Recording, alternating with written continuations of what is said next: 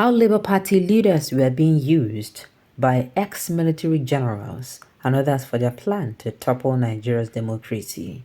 According to Soyinka, welcome to the news and thank you for tuning in to listen. Please subscribe to our channel to get notified when we post all juicy news updates. Please click on the notification bell. Nobel laureate Prof. Wole Soyinka has said Labour Party leaders were being used by a clandestine force, including ex-military generals, to truncate democracy in Nigeria.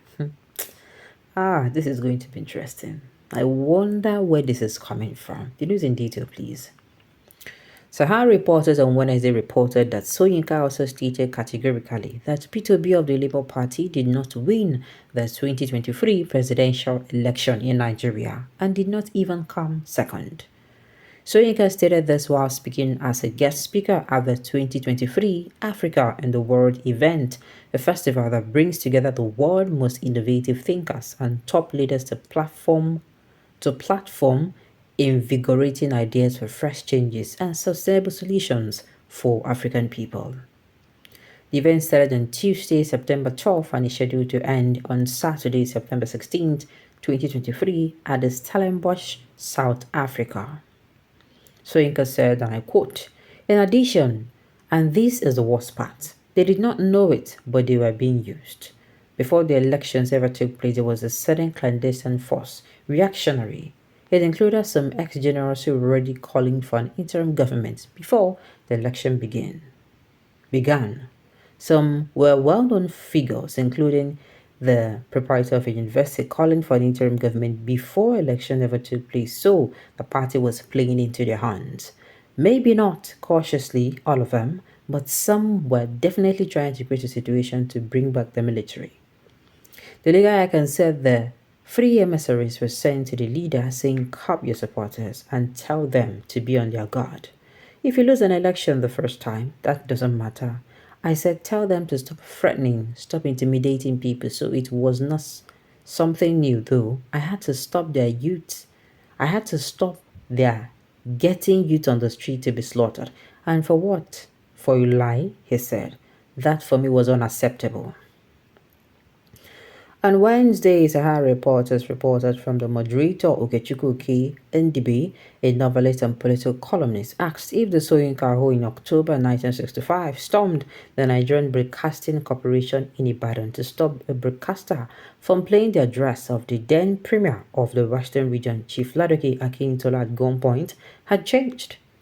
At the time, 31-year-old Soyinka, who was a lecturer at the University of Lagos, was believed to have stopped the announcement which should have followed an election believed to have been rigged. Ndibe wanted to know why the same Soyinka had not been in support of P2B and the Labour Party, who claimed to have won the 2023 presidential election. Bola Tinubu of the ruling All Progressives Congress (APC) was declared the winner of the election by the Independent National Electoral Commission (INEC). Obi LP, Labour Party, the People's Democratic Party, PDP, its candidate in the election, and the Allied People's Movement, APM, challenged the election of Tinubu at the Presidential Election Petition Court, but the tribunal dismissed the petitions, describing them as unmeritorious. In response to Indibe's question about what changed, Soyinka said, "Oh, consistency." He said, and I quote, "The truth matters to me. Our problem is that many people, they look for shortcuts. Well, I do too sometimes, but I do my homework first. The election you talked about, which took place in the Western region, the notorious gunman episode, which in fact for a long time I insisted on being coy about. I always said, I am sorry, I was tried and I was acquitted, which is true. I'll say, don't you believe in the Nigerian judiciary? What more do you want me to say? But I want to stress the fact that I was right in the thick of that election. I also corroborated with a radio unit installed in the Okeado, through which we were announcing the correct results as we obtained them from the various polling booths. In other words, we had the facts on our hands, and the Deputy Prime Minister went on air to boast that he had won. It was a fascistic regime. Before the election, he went on air and said, we do not need anybody to vote for us. Whether you vote for us or not, the angels in heaven have already voted for us. That was his statement on the radio. They were determined, and they were a brutal lot. The atrocities which they committed, we witnessed them firsthand, so I wasn't relying on third-hand information about the election result. We contested throughout, we did our work solidly. Now, this recent election, it is unfortunate that two things happened. First of all, in this particular instance, one party took over the Labour Party movement, which is one of my favorite movements also, and then it became a regional party more than. Whereas it was a marvelous breach into the established two camps. P2B achieved something remarkable there, that he broke that mold. However, he did not win the election. Soyinka explained that the monitoring unit monitored the election, so I could say categorically that P2B's party came third, not even second. And the leadership knew, but they wanted to do what we call in Yoruba Bajwe. That is, you have force of arms and you have force of lies. Well, I don't know where he's actually coming from. I wish he would have lingered on more to tell us, oh, the people why they call. Because number one, I feel he's talking about OBJ. Then secondly, he's coming out to say what exactly happened. Right before the elections, the first presidential election, they started hearing the issue of Labour Party logo was not on the so-called voting paper.